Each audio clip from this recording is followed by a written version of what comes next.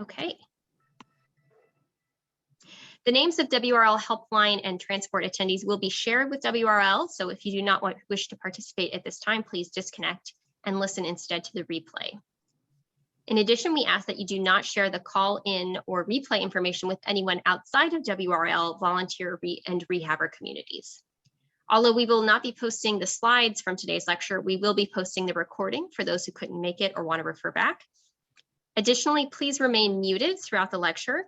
I'm going to mute people that I see are unmuted for the sake of hearing our speaker. And we will also have time at the end for questions and answers.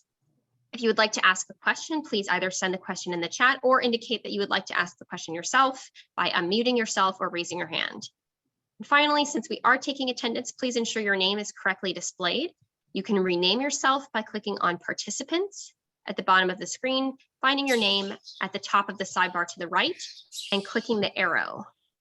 If you cannot rename yourself, no worries. I will be monitoring the chat, so you can put your name in the chat. And for our people who are joining by phone, I will be taking down phone numbers.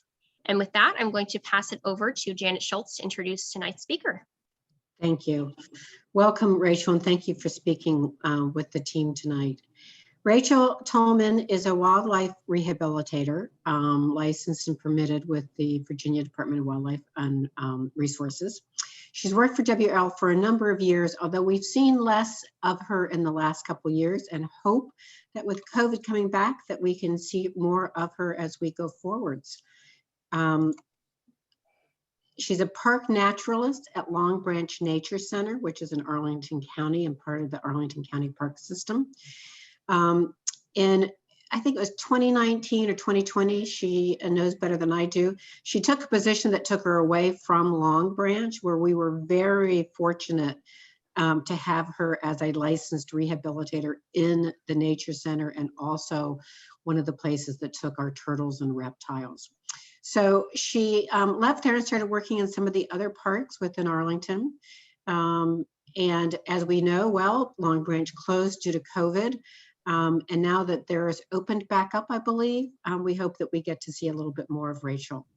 She's been a wildlife rehabilitator for over 15 years. She has a lot of hands-on experience in all forms of wildlife. We know her best as reptile rehabber, but she's done rehabbing from Texas to Australia and then to Virginia.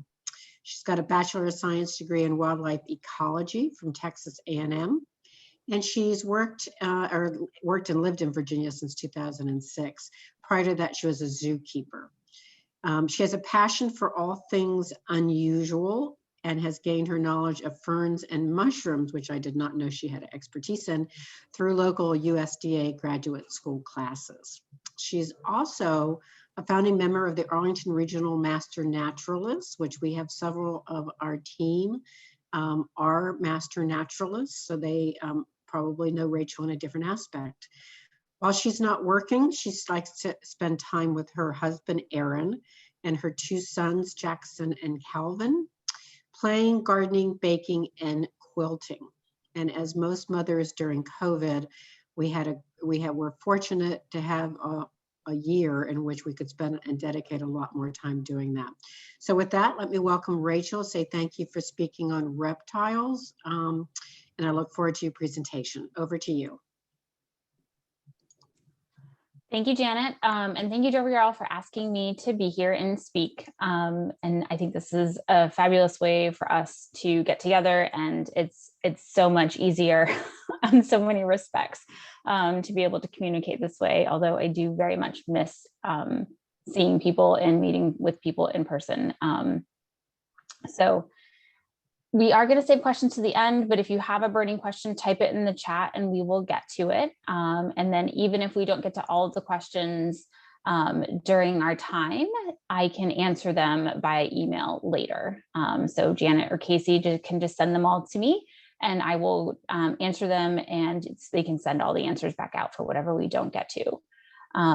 And like Janet said, sadly, I did not have more time during COVID to do any of my activities because I was school teacher on top of all those other things.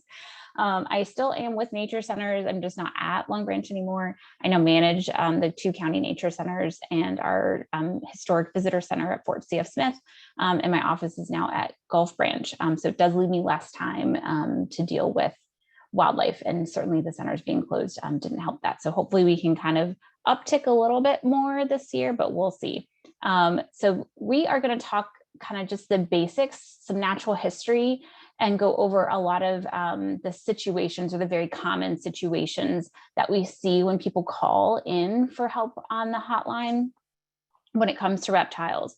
And so we're going to just do a brief overview. This is not in like a taxonomic order. This is an order of the number of calls we get for these species. So first of all, we're just going to talk in general about reptiles. What is a reptile? This is something that people aren't really familiar with, and it is an animal or group of animals that is very different from us. They operate in a totally different realm in the way that their body works and their body types. So they're what we call ectothermic, meaning they get their heat to warm their bodies and function from the environment around them. You and I, we have our own furnace inside. That's why you eat breakfast and a snack, and then lunch, and then dinner, and maybe a snack before or after dinner. So you're constantly pumping fuel in to keep that furnace burning and to keep you at that constant 98.6, 98.4. So one of those. These guys work very opposite. If they are sitting basking in the sun on a nice rock, they might be 85 degrees because it's 85 outside. If they're sitting in the shade, they might be 60 degrees. So their body temperature varies dramatically, and they change their body temperature based on their location. So if they want to cool off, similar to us, they'd move to a shady spot. If they want to warm up, they'd move into a sunny spot. But there are times of the year they have no control over those temperatures. And we'll get to that a little bit. So we're going to see that, I think, on the next slide, and that'll lead us to that. And so the other very obvious characteristic that we can see on reptiles is that, for the most part, they have scales. And I should also clarify, we are going to throw in amphibians in here too. So technically, this is like, we call reptiles and amphibians herps, or the study herpetology. But right now, just reptiles. Reptiles have scales. And they typically lay eggs, although we do see in reptiles some amazing adaptations. So some have live young, like we think of for mammals. Some have eggs that they hold internally, and they keep internal, and they don't actually lay them, and that they have live young that come out that way. And then we also have ones that just lay eggs, like we can think of like a turtle, those great shots of like sea turtles laying eggs on a beach or something like that. But they lay eggs for the gist of it. So knowing about reptiles, what does it mean for us? It means reptiles here in Virginia are only active in the warm months because of that ectothermic body type. And so we really only see reptiles in our area from April to October. So the other months of the year don't get a lot of calls. We really don't see much in the way about it. If somebody is calling me in like January about a turtle they found, I am super skeptical that that's not somebody's pet turtle, that they're just tired of taking care of. And we do get a lot of those calls, or not a lot, hopefully less, but they come in. So it's definitely questionable. We do get calls in November and December with reptiles and amphibians. And what tends to be is raking leaves is what we tend to see, is that reptiles use those beds of leaves as blankets. And so they will burrow in there to help hibernate and cover themselves for the winter. So that's when we get calls about toads or calls about decay snakes, or you might,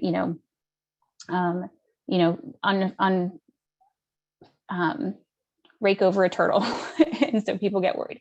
But so we do see some of those late in the fall, but typically April to October are our busiest times. So they're hibernating through the winter. The technical term is brumating, but they are sleeping. They are completely dormant. So they become active when their weather warms into the mid-60s during the day. And then they become inactive once they drop below 60 degrees. And some can remain active even into the cooler 50s, like the Decay's brown snake is a prime one. So that one we often get calls about well into November and December.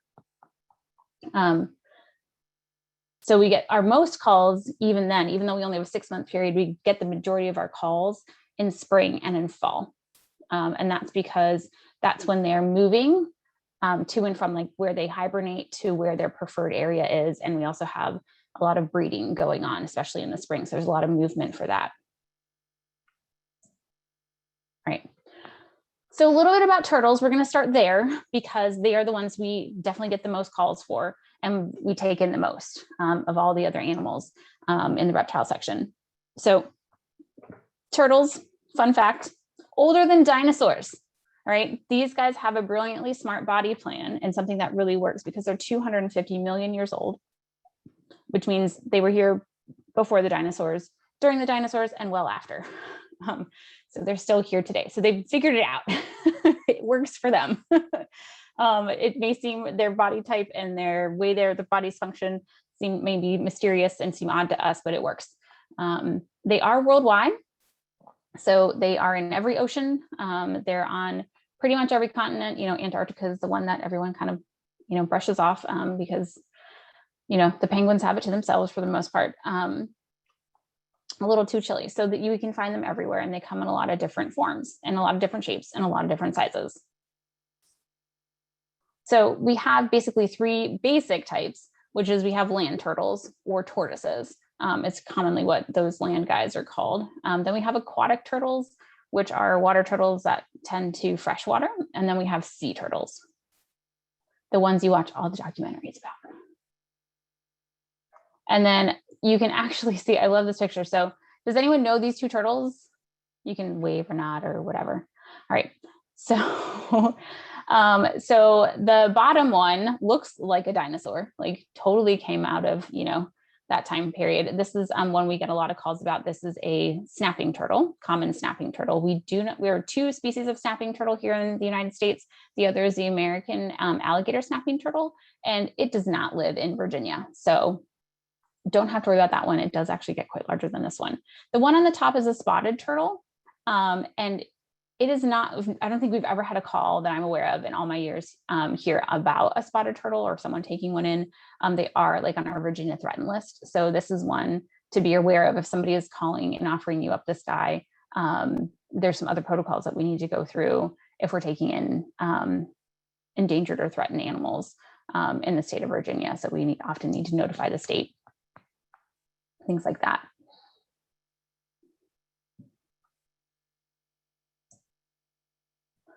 Alrighty, so things to consider when somebody is calling about a turtle. 1, how old is it? What are we dealing with? Are we dealing with an egg? Are we dealing with a hatchling? Are we dealing with an adult turtle?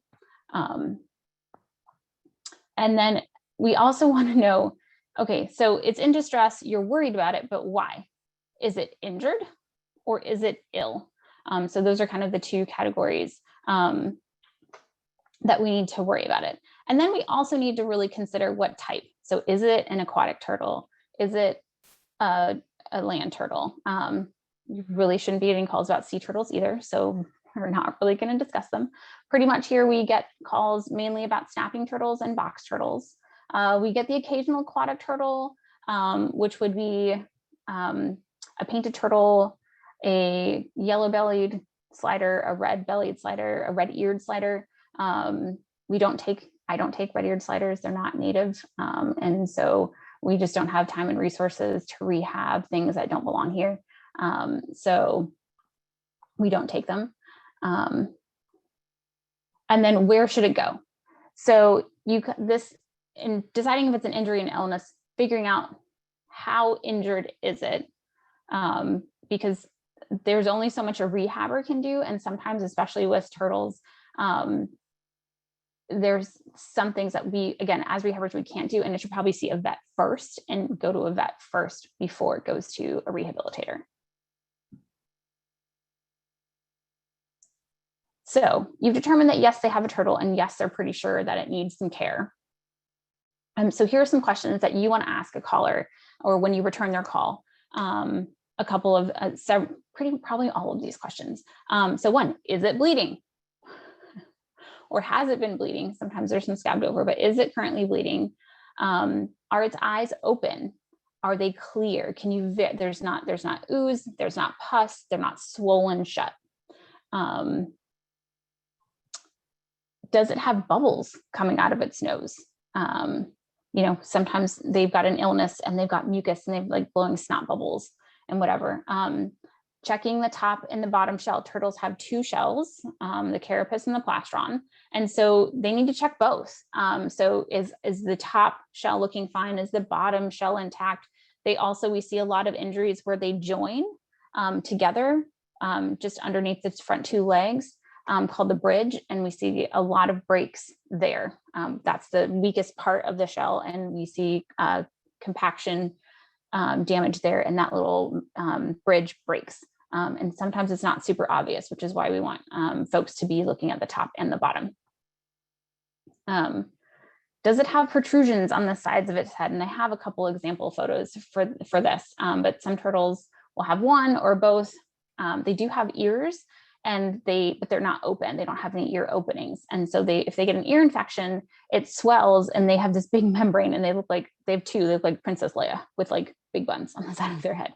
Sometimes it's just one. And that's usually combined with, if they have an ear infection, they also, oftentimes their eyes will be swollen shut, and they might have bubbles coming out of their nose at the same time, because it's often like an upper respiratory infection. Is it still active when you pick it up? If it can, does it close itself in its shell? Is it listless? Is it like moving, trying to get away from you? So that can be a good sign. Are all its limbs intact? So is its tail okay? Are all four legs okay? Again, when you turn it over to check the bottom side, you should be checking the bottoms of the feet. We have turtles that look okay, and then you look at the bottoms of the feet and they have road rash from being on the road. Or sometimes like, oh man, sometimes they just come and they're just so dehydrated because they're just stuck in a median in a road, baking hot concrete for hours on a highway, and they're just, dehydrated. Is it moving normally? So, is it dragging a leg? Is it not using a leg? Is it having a hard time getting around? And believe it or not, turtles can move quickly. They have that reputation of being slow, but they can be quick. I've definitely lost a turtle or two when I've turned my back and like turned around. I was like, where did it go? All right. So the other important thing, if you do determine that they say yes to some of those questions and it needs to come in, here are things that we really, really need. And if you can record them on the hotline in your notes, even better, because oftentimes, like so many of our animals, they get passed from place to place to place to place, and paperwork and that data gets lost. And for a turtle, this is essential. We have to know where it came from. It is state law that if we are going to return this animal, it must go back to where it came from. And so figuring things out, like, again, if you found it on a road, what was the road? You found it on Braddock Road? Okay, great. Where is the nearest cross street? Braddock Road is a very large road. It crosses the entire Fairfax County. Same with Fairfax County Parkway or Loudon Parkway. Any of these roads go for miles across the county. We need to know where on Braddock Road it was found. So get the nearest cross street. Get an address if you can get an address. Even if they say, it was on Braddock and I don't even know, Royal Street, fine. It was in a shopping center. Which shopping center? Was it in the Giant Shopping Center? Was it in the Safeway Shopping Center? Was it in the Shoppers Shopping Center? Even like landmark information is helpful to us. If you can get an address, get an address. That at least gets us in the ballpark of where it came from. And yes, turtles live in neighborhoods. They do wander through backyards, even the big ones come through. And so if you have an address, if they found it in their yard or their neighbor's yard, get a street address for that turtle. And if you can record that in the notes, that is so super helpful. Because hopefully, like all the intake sheets, that when anyone takes it in, it's going to record that information, but sometimes they get lost or whatever. There's so many steps so many ways to lose that information. It's not hard. So if we can get it recorded, that's great. And then also we want to know, how long have you had the turtle? Because, you might have somebody that says, oh, I have this turtle, it was injured. Is it still bleeding? Oh no, that it was still bleeding when I picked it up a week ago. You know, it was still bleeding when, or, you know, hey, I have this turtle, can you take it? Whatever. And they tell you the story and like, oh, well, it's actually it's a box turtle and it just needs to be let go. I've had it for a week. Okay, great. And sometimes you kind of get these fishy stories. It might be February. So I'm like, really? You've had that turtle for a week? Well, you know, my nephew picked it up from a park last year and he's been keeping it. And then he gave it to me because they were moving. I mean, you just get all sorts of stories. And so if we start kind of getting those, like, you've been keeping it and like, it's not feeling so well because you don't know what you're doing, that's your pet. So in Virginia, the law is turtles are supposed to be returned to the wild after 30 days. Otherwise, it is yours.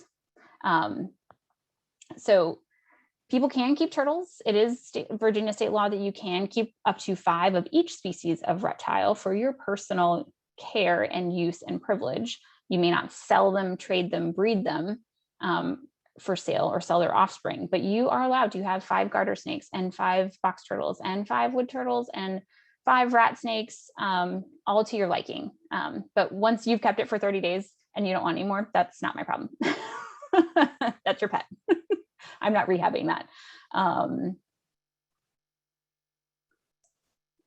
right, so here are a couple examples of, you know, one, when we talk about injury, what we mean by injury. So this is a pretty extreme injury here on the left side. This was a turtle that, and I, again, would have to go back. I can't remember. Usually when we've got big shell damage, it tends to be cars. Other ones tend to be right around the edges, tend to be rats or dogs who get a hold of these guys and think they're a chew toy. Rats will chew the edges for calcium. And so they will just literally, they'll hide in their shell and they'll just sit there and rat swoop them. This was damaged like this.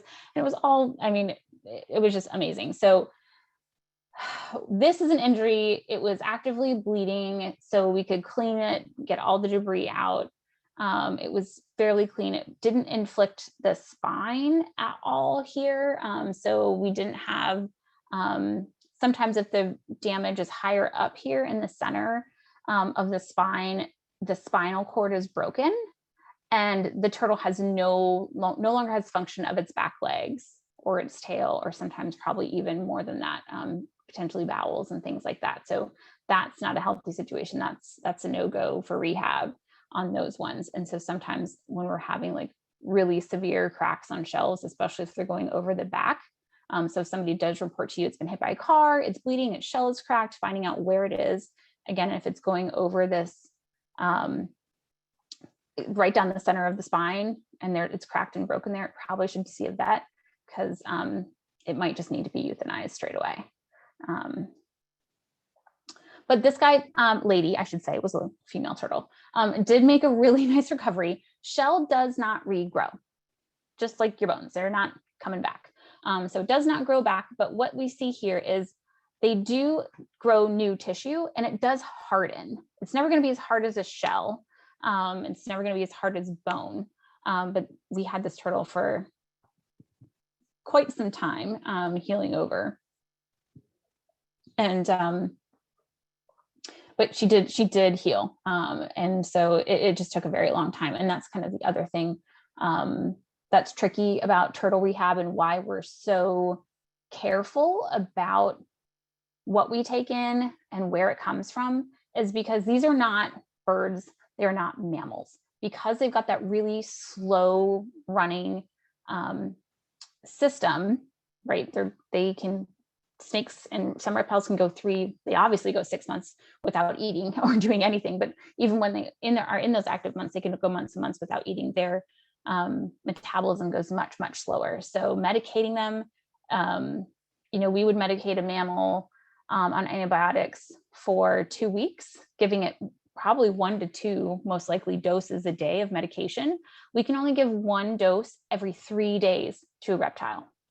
So a course of antibiotics takes us a month for one of these guys.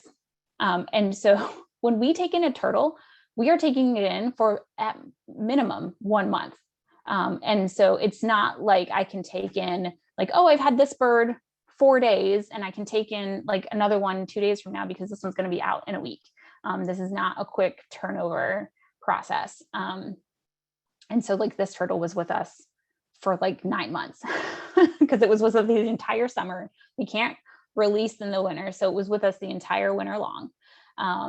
And so she was with us for a very long time. Now this guy on the right was probably with us for, again, like a month to 6 weeks. So what we have to do for this is like our Princess Leia situation. This one was so bad that the skin itself had already started splitting open over here from just how big the mass was. So what we do is we have to actually slice open the skin and pull out these large chunks. I don't know if you can see my mouse, but you pull out these large hardened chunks of just, it's basically like lymph, kind of like, it's pretty gross. It's a pretty miserable way to go. So this is an infection.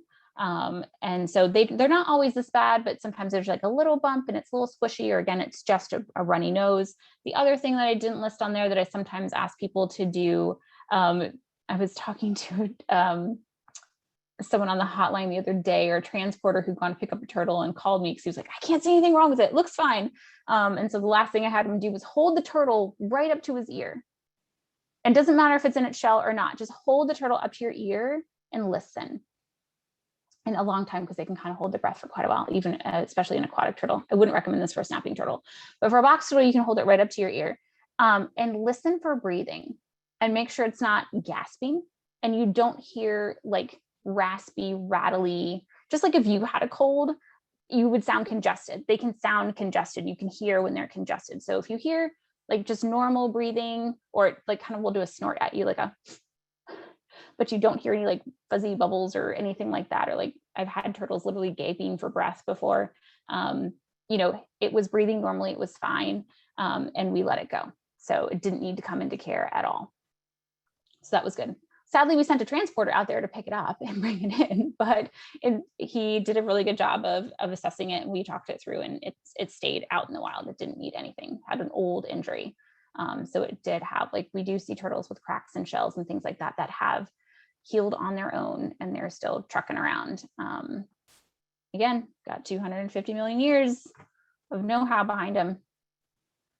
All right, where do babies come from? Oh, so these are little baby box turtles over here, fighting over a quarter. So they are tiny. And so turtles, when we see all that action and a lot of calls, especially snapping turtles in the springtime, it's breeding season. And so they breed and they're out to lay eggs. So aquatic turtles cannot lay eggs in water. They have to lay their eggs on land. Same for sea turtles. So they move, and some turtles will move up to and over a mile to find a spot to lay their eggs.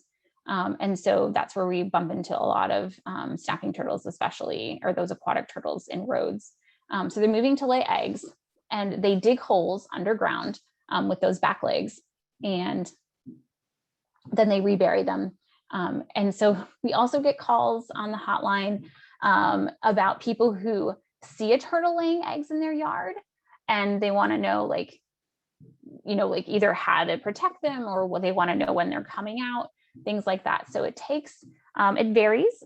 So from species to species, and it also varies from season to season and where we're at.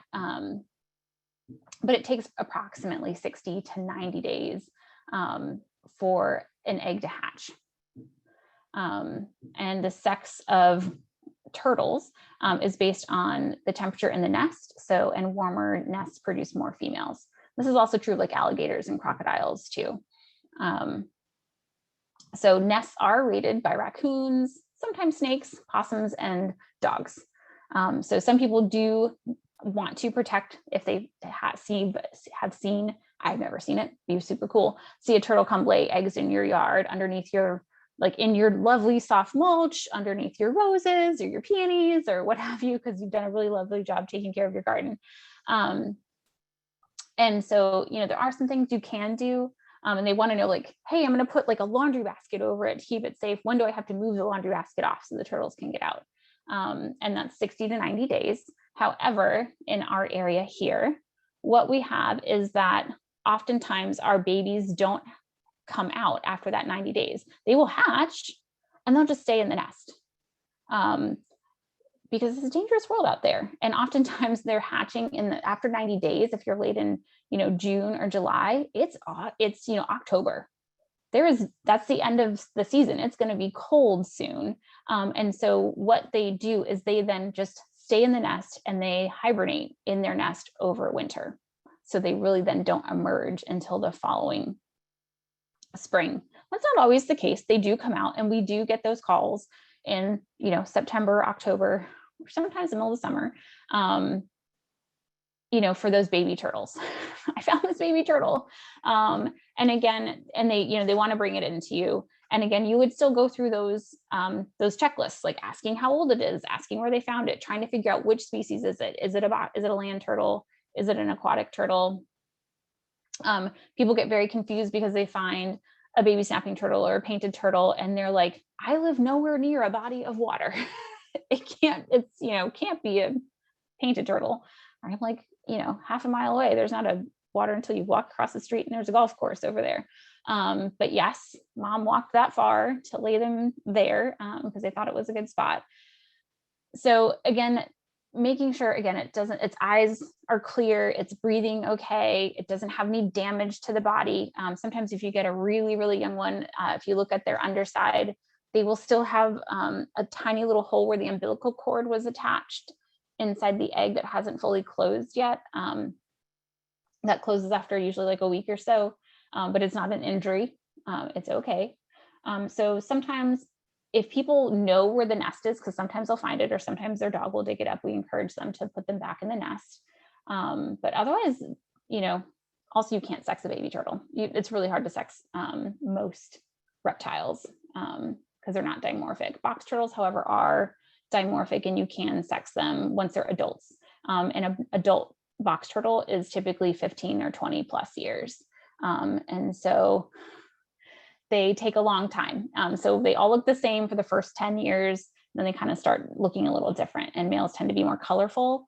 So they tend to have those beautiful yellow spots or orange spots, and they have beautiful orange or red eyes or yellow eyes, and they're just brilliant yellow. Females just tend to be a little bit more dull brown, and they have brown eyes.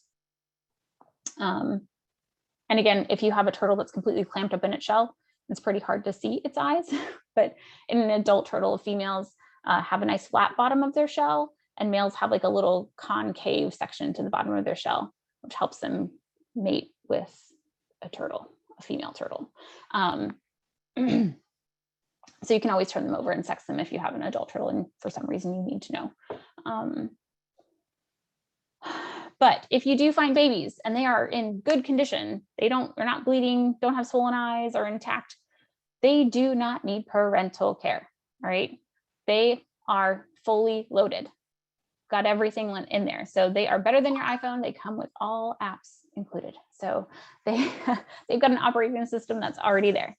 They've been pre-programmed for 250 million years. They're good to go. So even though they're small and cute, please don't keep it. Sometimes we need some facts that are true to help people do the right thing. So like one of those things like, oh, we'll just keep it. My kids will take care of it. We'll put it in an aquarium. It'll be so cute. Like, my 5-year-old's going to love it. Well, your 5-year-old might get salmonella because all reptiles can carry salmonella. And if you're not careful and you don't wash your hands properly, and it's certainly more of an issue for, most salmonella cases are bigger issues for people with weakened immune systems, small children, and the elderly. So not really an issue for, a 35-year-old who's in good shape. But they also don't often stick their fingers in their eyes, nose, and mouths like small children do. So they're not recommended for pets. And we recommend not to keep them. But it's so cute. Well, here's a few more facts for you. All right, so the length, if you found that sweet little baby turtle and you cannot figure out how it got into your yard or your street, there's not a pond for ages. Well, if you want to hang on to that turtle, you are making a 30 to 50 year commitment. because that's how long it's going to live for. Especially, and then it might get quite large. So you might end up with a, 35-pound snapping turtle that, is not even, it's too big to turn around in your bathtub. So those are some good things. A box turtles easily live to be well over 50. They easily live to be 75. And there are records. I think the oldest box turtle on record was 138 years old. So I hope you have a good will. I hope your child has a good will. I hope your grandkids really appreciate that turtle that you want to hang on to. So when the state says put it back in 30 days, that's put it back in 30 days. And so, and then tortoises, which we don't really have tortoises, but they live 60 to 100 years. So we have this funny thing like we have box turtles. And so the way the vernacular kind of works for turtles is when you say turtle, you mean water. When you say tortoise, you mean land. And here in Virginia, we have the box turtle, which it's not DWR is now calling a woodland turtle. And so it's called a turtle because it's actually descended from, it's more closely related to water turtles. It descended from water turtles and not from tortoises. It was just that we didn't have like tortoises in this area. So they kind of adapted to live back on land because there was no other land turtles competing with them. So box turtles are actually turtles and not tortoises, even though they live on land like a tortoise. So just kind of a funny little thing. How are we doing on time? I need to talk faster. All right. So these are a couple of links, and I sent a PDF of this, and you guys can access it later and go to some YouTube links of how to pick up a snapping turtle and move a snapping turtle. And so typically if it's in your yard, I don't recommend you moving it and messing with it because it'll just move on. It found its way in, it will find its way out. But if it's in the road, anytime we see a turtle in the road, we want to move it to the side it's crossing to, not the side it was coming from, if it's perfectly fine. And it's basically to pick up the turtle and support. Those snapping turtles are heavy, is to either take something out of your car and put it on top of, lift it and put it on top of your, right here, they're using their mat of their like floor mat of their car and dragging it across the street. They show a couple different techniques. Watch those. And we can kind of talk about that later. I didn't find one that was perfect the way exactly I wanted it, but this was a pretty good one. That's some good advice to give. Oh, we don't have time to watch it right now. All right. So I'm briefly going to just talk a little bit about anatomy. That's kind of important to know, especially when we're like talking about moving turtles and picking up turtles and how to handle them. This is just a generic turtle. Couple of things is that most turtles, their heads and necks can reach to this front arm. And so you don't want to put hands here because it can turn and bite you. And yes, a box turtle can bite you. People are really worried about snapping turtles, which they should be, but they will. And so we tend to want to pick up turtles and hold them either back here by the shell, or if you need to, two hands on either side here. A snapping turtle can get its neck to halfway down its shell. So we typically recommend holding the back here. They can also whip their heads backwards. They can't typically, they don't usually bite you, but if you're standing behind them, they can get their neck to about here. So, trying to, if you're handling a turtle and just moving it and not having to work on it or whatever, we kind of avoid this area here. And they also tend to have really sharp claws. And so they'll be moving their legs, and if you're holding them between the legs, and they'll be getting scratched from front and back. I kind of tend to prefer to hold them from the back end. And then the other thing to make note of is if you're transporting turtles, is keeping them upright. So, or again, if you see a turtle on the road and it's flipped over on its back, most turtles really should be fairly good at righting themselves back over, especially box turtles, but sometimes they just get stuck and they're stuck on their shell. But the way turtles work is that this carapace is their exoskeleton, basically, is what it's turned into. And underneath that is their spine, but they also have all these soft internal organs. And what's directly underneath that shell is their lungs. And so if they are flipped over for a long time, all the weight of every other organ in their body is pressing on their lungs. So their stomach, their kidneys, their liver, their intestines, everything is pushing on those lungs. Now for us, that's not a problem. But turtles don't have a diaphragm. They don't have this massive muscle that pushes and pulls on their lungs to help them breathe, which is what we have. So you can still breathe if you're hanging upside down. You have some blood circulation issues, but you can still breathe. That you're not being pressed upon, or if your cat sits on your chest, you're fine. But these guys, if they're upside down, they really struggle to breathe. And so we just need to be cognizant of that. All right, let's move on to snakes. All these sections are going to be shorter because they're going to get shorter as we go, because we just see less and less of them. Snakes. I just don't know why people are afraid of snakes. Look at this sweet, sweet face. It's just adorable, this like lovely black rat snake right here, or eastern rat snake. So snakes are reptiles. They did once have legs, but not only did they lose their legs, they also do not have eyelids or ear openings. So they're a little lacking. They make up for it with some other fun characteristics like forked tongues and unhinged jaws. And they are not all venomous. That is not really something we need to worry about. However, in case you weren't aware, all three of these photos are the same species of snake. So they all start off, black rat snakes have this typical white chin, which is similar to another black snake we have, which is the black racer. And the black racer also has a white chin on a black body, but for a black rat snake, which is way more common and less agile, but they have this white belly that continues down. And about halfway down the body, it'll turn to gray. But on a black racer, it's literally just the chin, and from neck down, it's completely black. They also racers tend to be a skinnier, sleeker snake, and way less common to see hanging out in a yard. But all three of these guys are the same species of snake. So the top one is a happy snake, the middle one is a baby snake, and the other one is a not very happy snake. So he's feeling threatened. So he's flattened out his head. He's kind of gotten that S strike shape. And so somebody's really messing with this guy. All right, the majority of times we get snakes in is because they are trapped.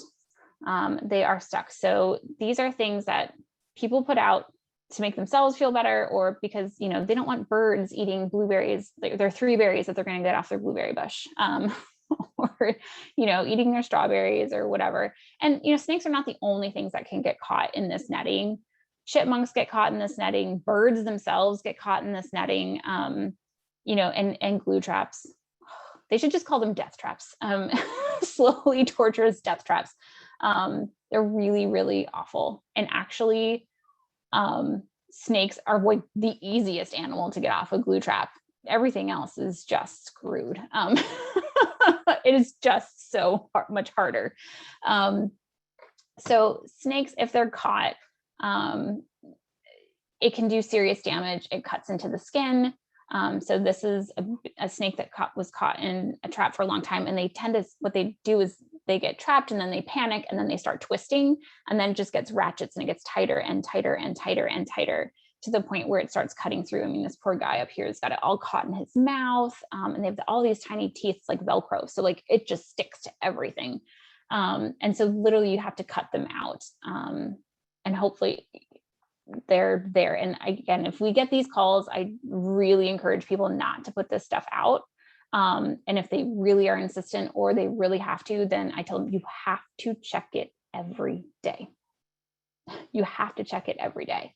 And if you check it frequently, or like, again, if you are seeing this a lot, like check it twice a day.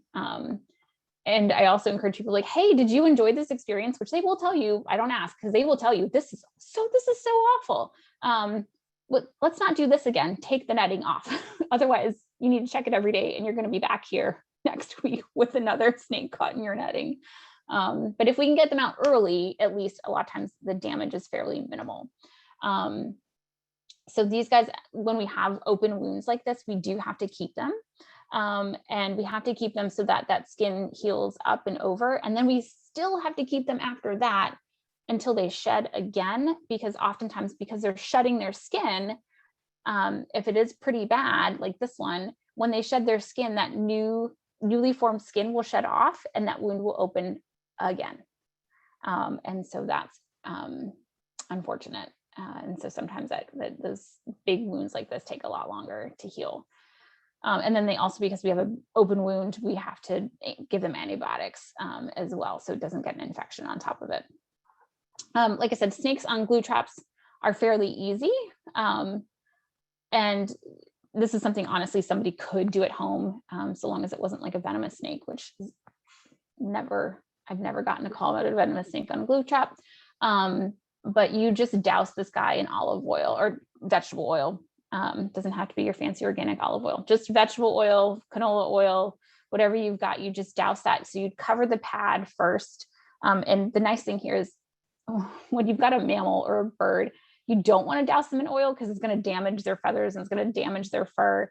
But these guys, since they're basically all those scales, they even have scales over their eyes, they're waterproof. So you don't have to worry about saturating them with oil. You don't want to get it in their mouth, but you don't dunk them, but you just pour it over the trap so that there's no sticky parts left. And then you can kind of slowly work the oil underneath between the scales and the glue, and they'll eventually slip off. It usually is not a very long process. It might take maximum like 10 minutes if you had a pretty stuck snake. But these typically the little guys, so it's not too bad. And then I just wash the snake off. Like you can even, again, soap them up I'll soap my hands and then kind of run it down them. But if they're a little oily, that's okay. So if they've not been on there very long, that's a good thing. But sometimes if they've been on there quite a while, they can be incredibly dehydrated, and need rehydration, and maybe need to be kept to be fed up a little bit to see if they can recover, because if they're on there long enough, they could be in bad shape because they've been stuck there. But sometimes if you catch it early, I've even had my neighbors come over and hand me one, like, when we do this, and it's often 5 minutes. But yeah, these are so miserable. All right, this is the other big call we get. Everyone calls. I have a copperhead. It's a copperhead. So copperheads, we look for a couple of things.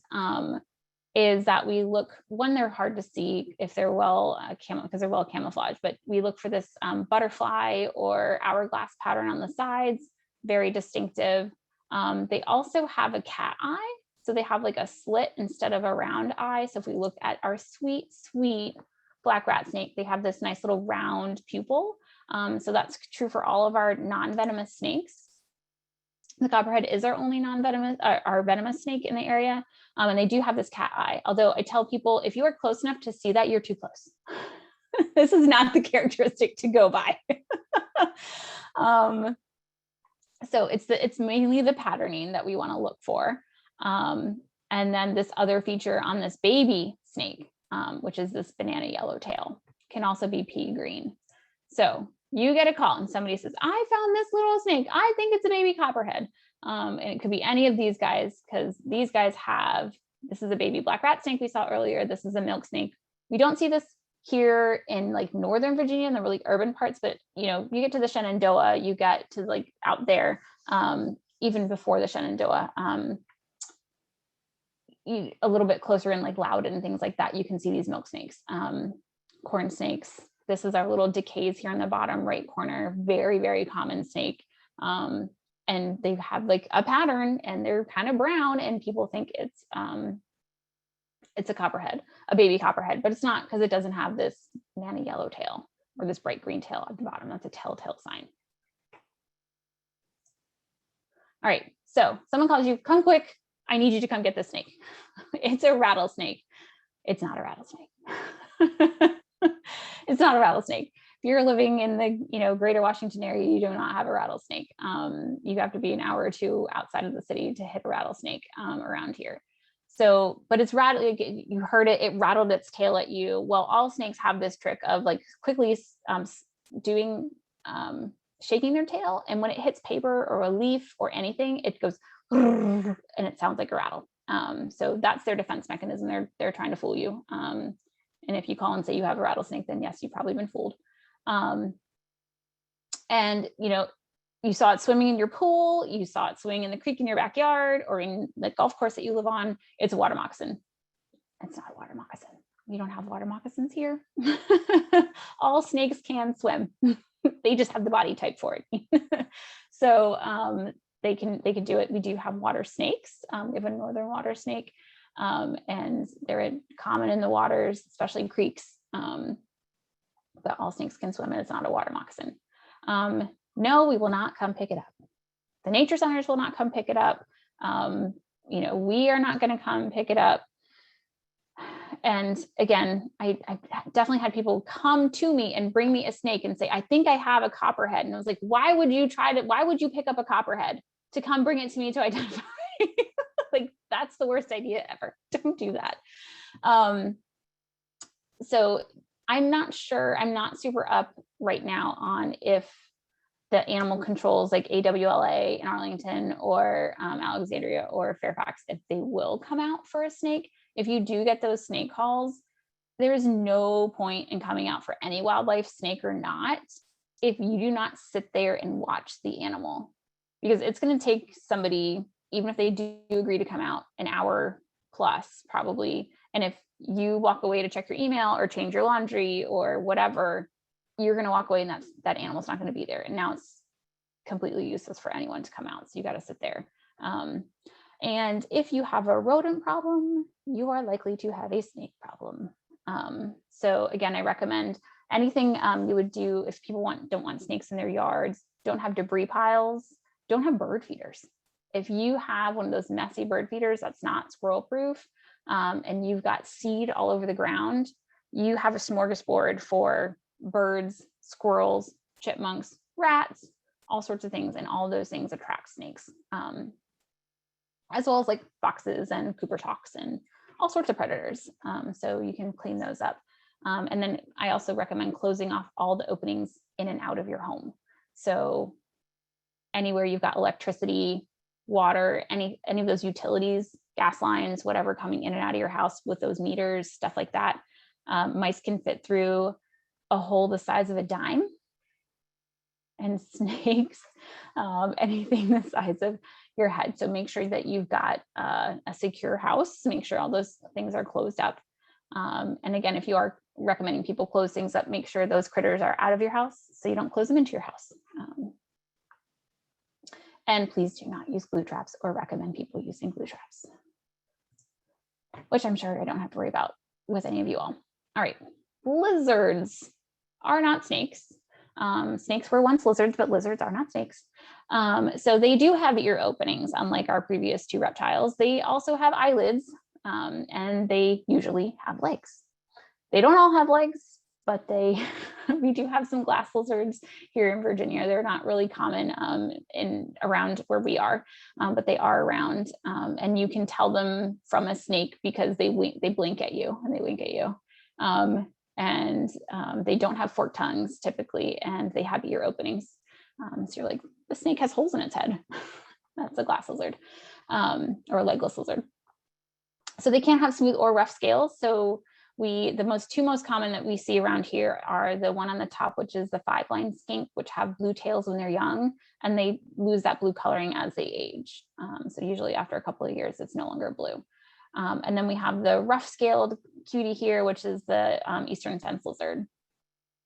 They also have toenails, and they can regenerate their tails, but no other body parts. So if you get calls about lizards, I only had 1 or 2 calls in all my years of rehab about rehabbing lizards, which I have done. But they do lose their tails, and they have this vertical separation in their tail where what we're looking at here, I don't know if you all can see my mouse or not, but you can see these kind of like little like circular like cones kind of around the inside of the tail. Those are these special plates that they have that are actually part of their body, which are meant to separate from the rest of them. So they're actually this breaking points. They're like pre-serrated, like a serrated paper where you're supposed to like tear along the edge. They have that built in, and that's a defense mechanism. So, predator or something chasing them, they drop that tail and it wiggles a bunch and hopefully distracts the predator and they get away. So this portion of the tail where it breaks will regenerate. If anything is broken off or lost above that, closer to the body, it will not regenerate. They've lost that ability. That ability is just at that plate point.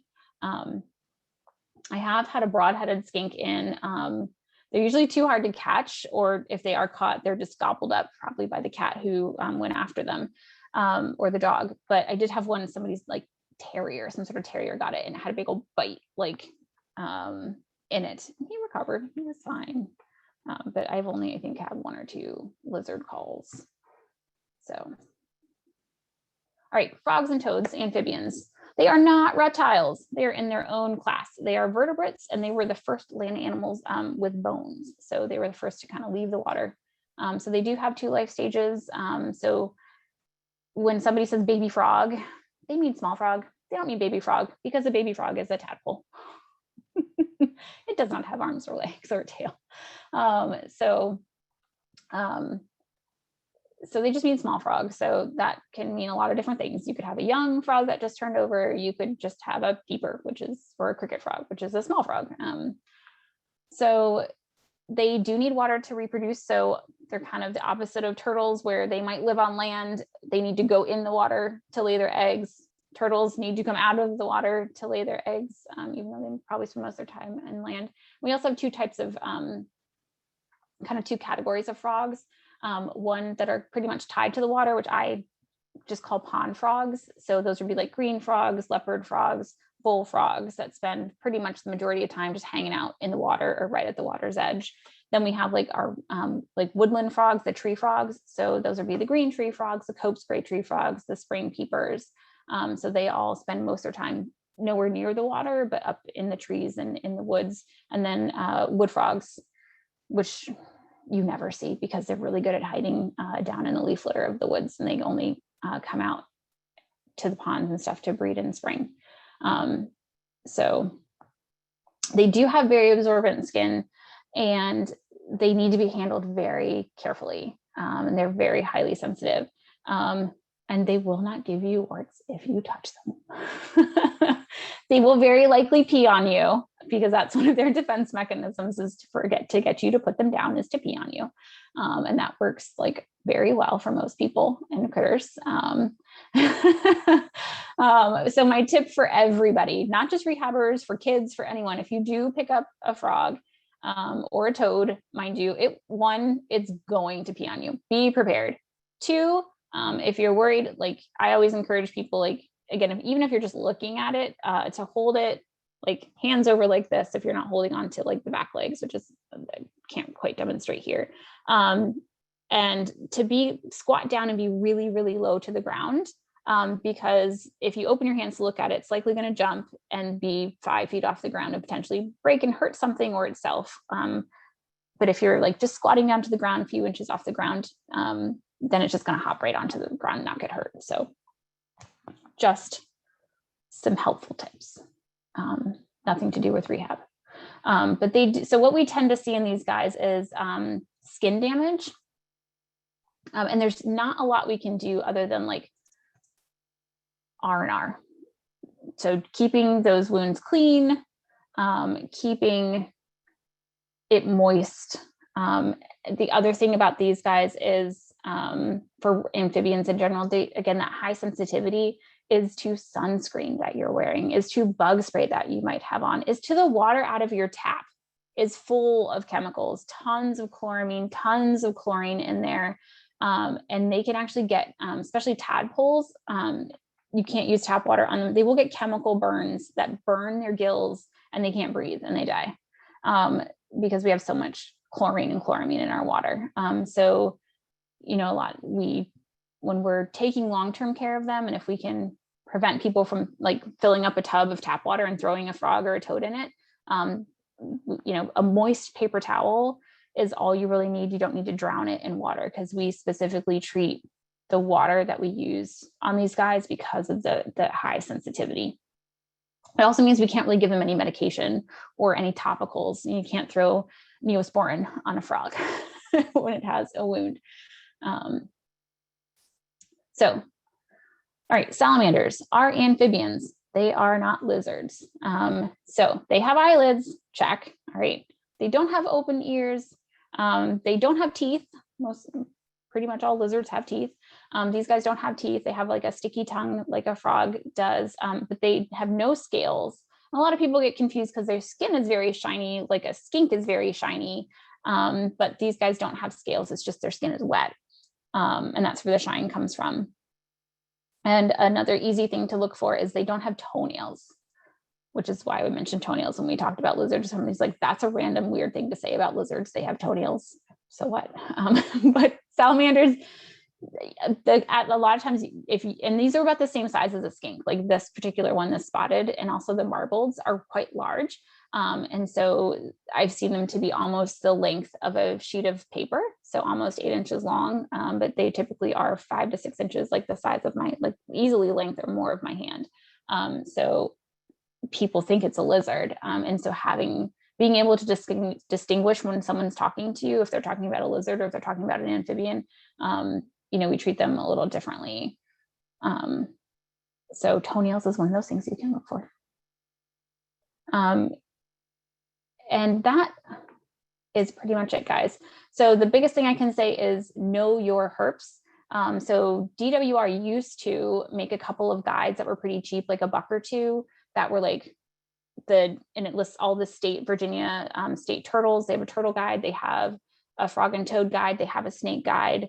And it used to be a couple bucks. The ones I have still say VDGIF on them. So hopefully they might have some old ones that still say VDGIF, probably stashed away somewhere. Maybe they're on sale for 50 cents instead of the $1 or $2 that they used to charge. But the Virginia Herpetological Society is a fast and easy, great resource to Google. I refer it to people a lot if we're on the phone together. Hey, go to this site, look this up, let's figure out what you have. I think it's this, or this, like have a quick check. I'm not a fan of Google image searching because it's the general public and how they tagged stuff. So usually you'll get something there, but you'll get like 6 other things that aren't it also in that Google image search. So I'm not a fan of just relying on that exclusively.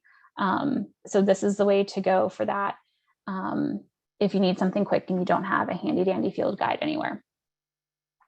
So know your critters, and then of course, call for advice. I am so happy to give advice. You can reach me at one of the nature centers.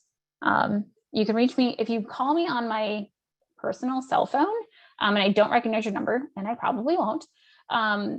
What I typically do is I have Google answering service.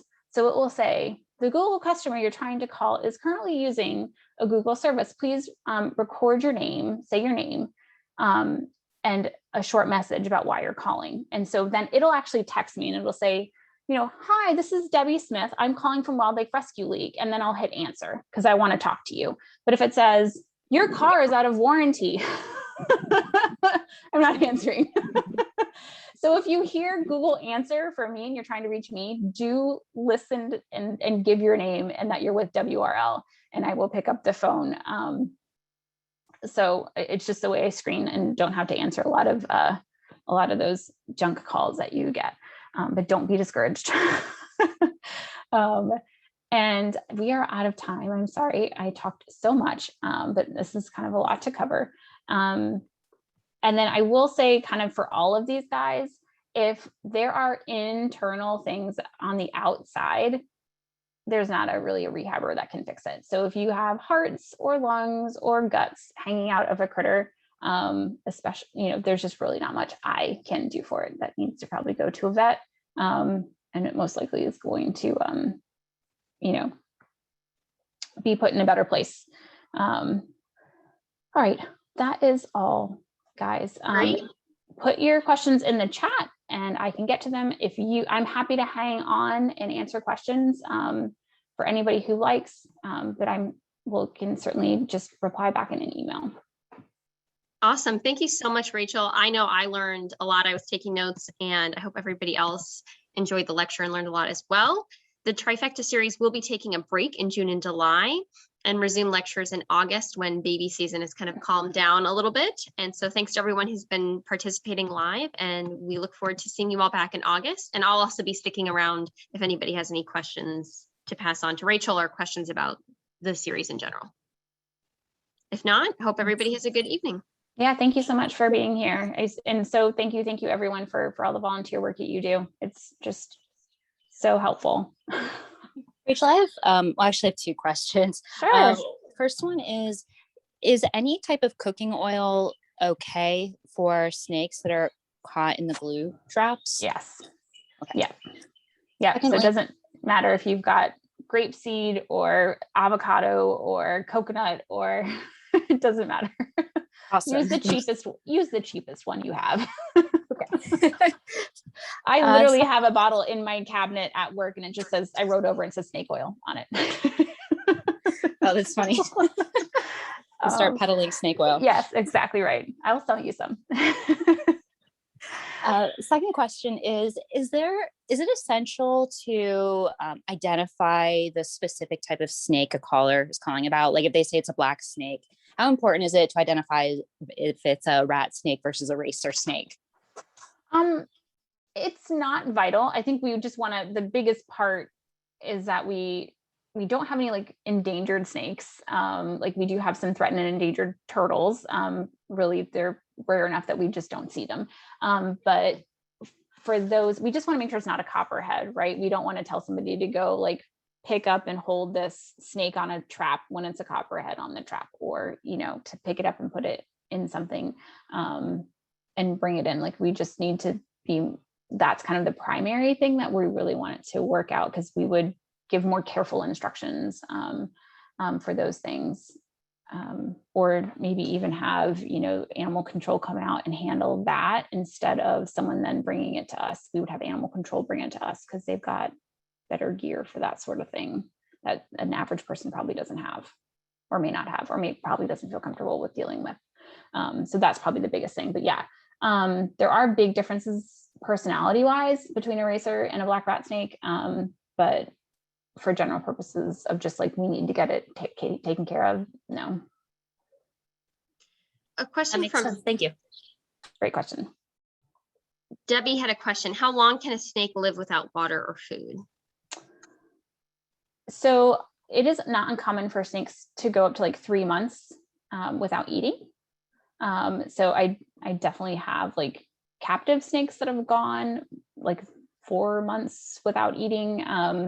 And water is more essential though.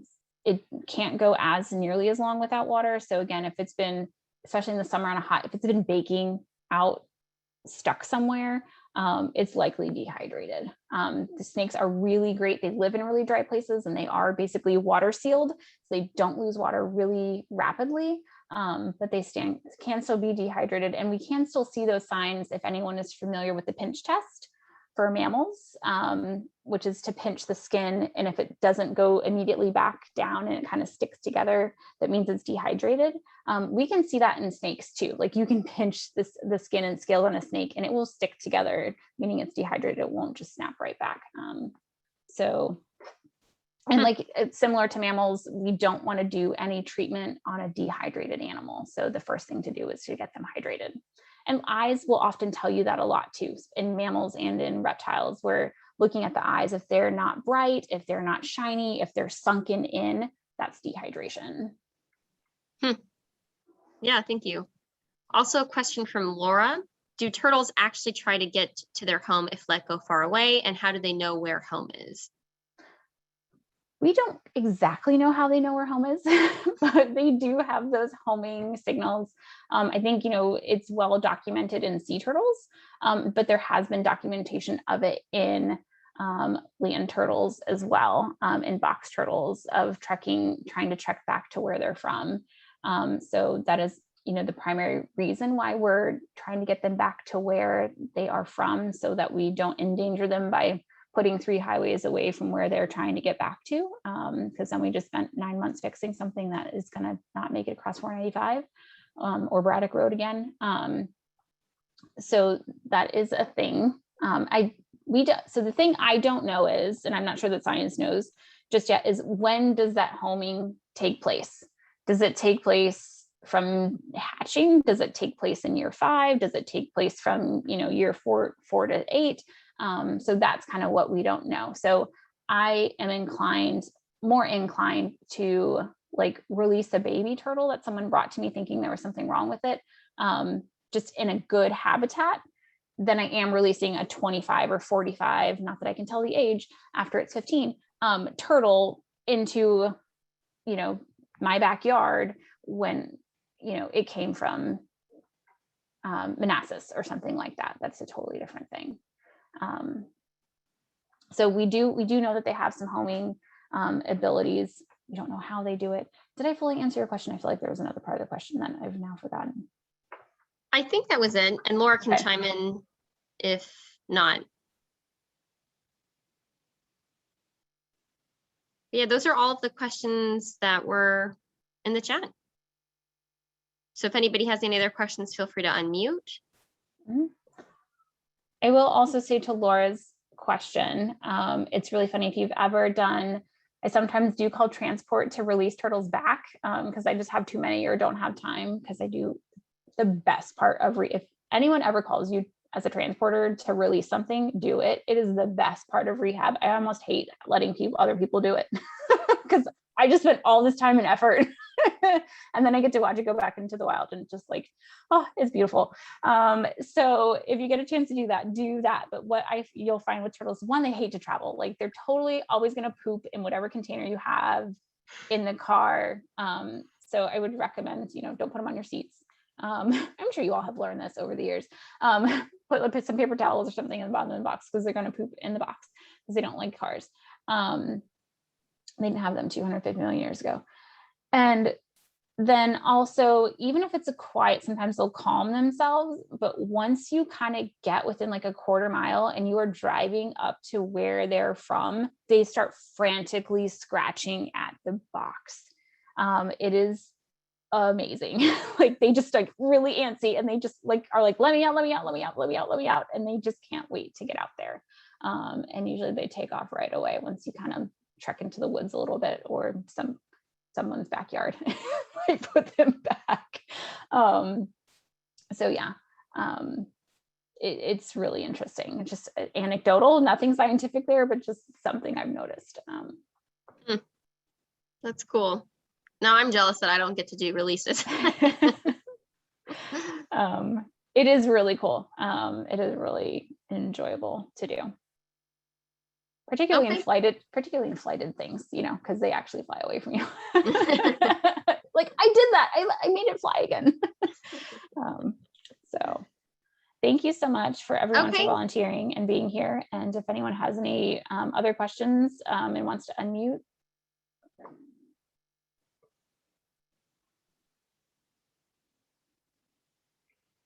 Looks like that's it. I'm going to stop recording.